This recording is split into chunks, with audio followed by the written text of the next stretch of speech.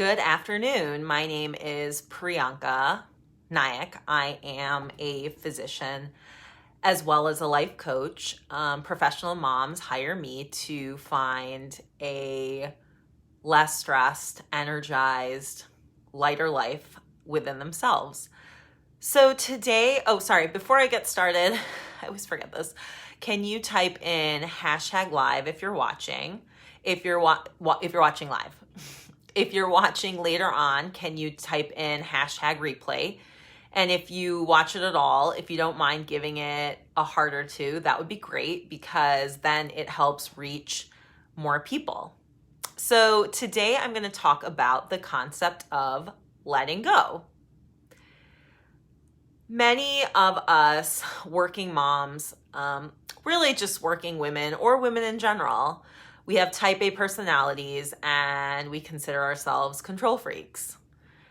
And we like to control the environment around us. We like to control maybe other people, or we try. But the truth is we actually can't control anything at all except for our own selves. We can control our thoughts. We can control our actions and reactions. But beyond that, we don't have control over external factors.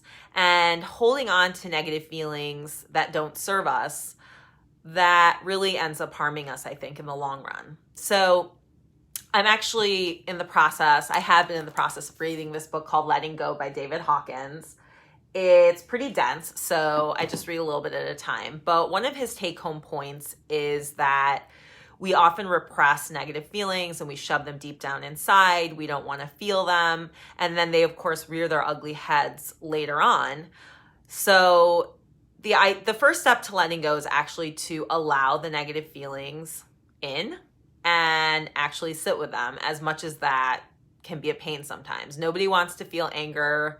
Nobody wants to feel frustration, but it's a part of the human experience. And the more we learn that our feelings actually can't kill us, we can endure them, the more that maybe we can wrap our heads around sitting with that discomfort. So try and sit with that discomfort when it comes up.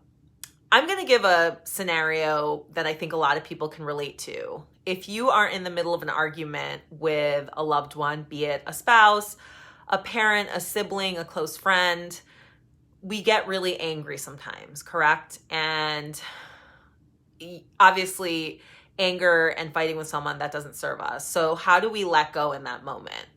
So this is what we do. We have to try and stop that sympathetic fight or flight response.